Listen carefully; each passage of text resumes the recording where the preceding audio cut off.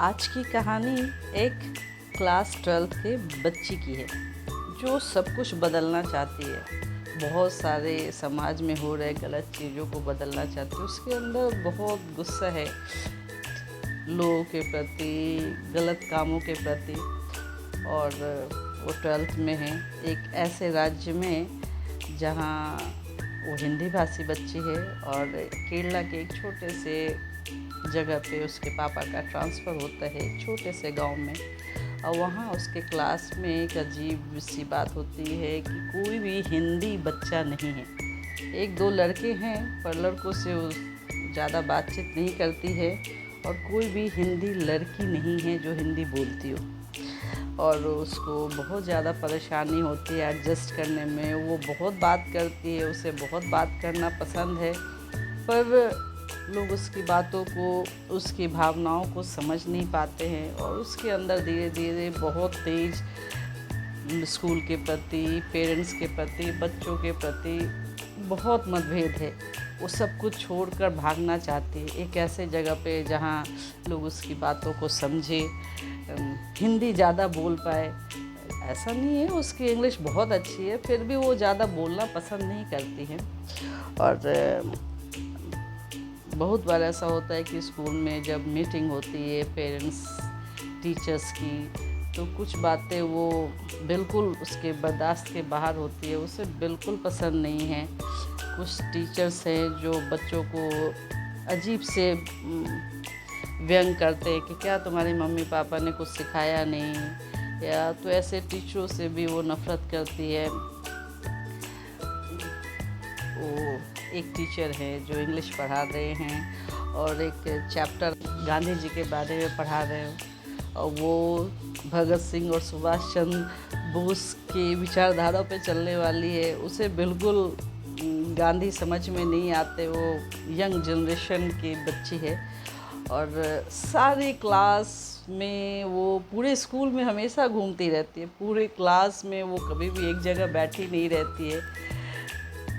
Teacher बहुत परेशान रहते, कोई भी नोट्स जो है उसकी नोटबुक पे रेडी नहीं रहती। वो हर कुछ अपने दिमाग में काम करना चाहती है। उसे नोट्स वगैरह लिखना आम बच्चों की तरह बिल्कुल नोटबुक डिज़ाइन वाली होना, इवन कि बायोलॉजी के भी नोटबुक में उसकी बिल्कुल नॉर्मल पेंसिल से घिसी पिटी ड्राइंग होती है, जबकि उसकी ड्राइंग बहुत अच्छी है। फिर भी वो मेहनत नहीं करना चाहती है कि ये क्या ऐसा फालतू के काम नोटबुक पे, हम क्या इसको नोटबुक सजाए। उसे सजाना नहीं है। सारे टीचरों से उसका पंगा होता है, इवन कि प्रिंसिपल तक से वो डरती नहीं है।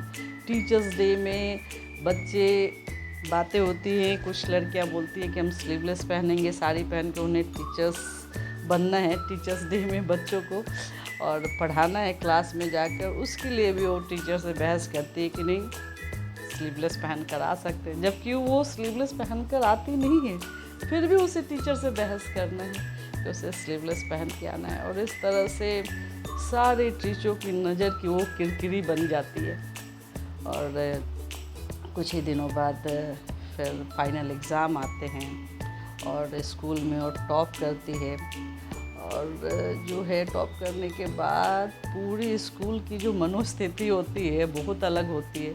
वो बच्चे को कुछ बोल भी नहीं पा रहे कि भाई गॉड ब्लेस यू या कुछ कॉन्ग्रेचुलेशंस।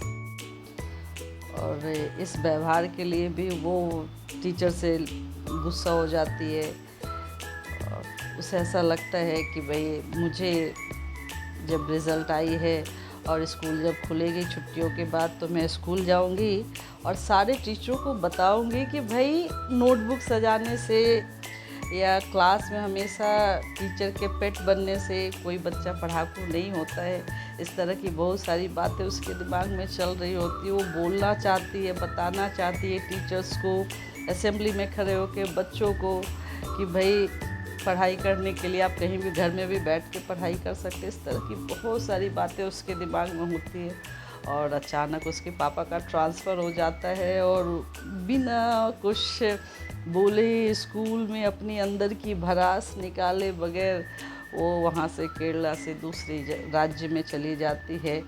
और उसके अंदर बहुत भड़ास अभी भी है कि काश वो जा पाती उस स्कूल में, टीचर से, प्रिंसिपल से, सारी असेंबली से स्टेज पे खड़े होकर वो बता पाती है अपनी फीलिंग्स को, अपने अंदर जो उसके उधेड़ बुन है, जो टीचर ने उन्हें उसे परेशान किया है। टीचर भी बच्चों को सच में कभी कभी बहुत परेशान कर देते हैं। बच्चों का अपना मैटर है, वो पढ़े ना पढ़े, टीचर को उसे पेरेंट्स को बताना चाहिए कि भई आपका बच्चा नहीं पढ़ रहा है या नोट्स नहीं कंप्लीट है।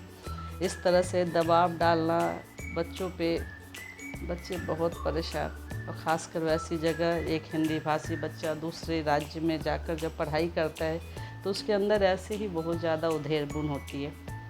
घटना सच्ची है और आप लोग कमेंट में बताएंगे क्या आपके बच्चों के साथ भी ऐसा कुछ होता है।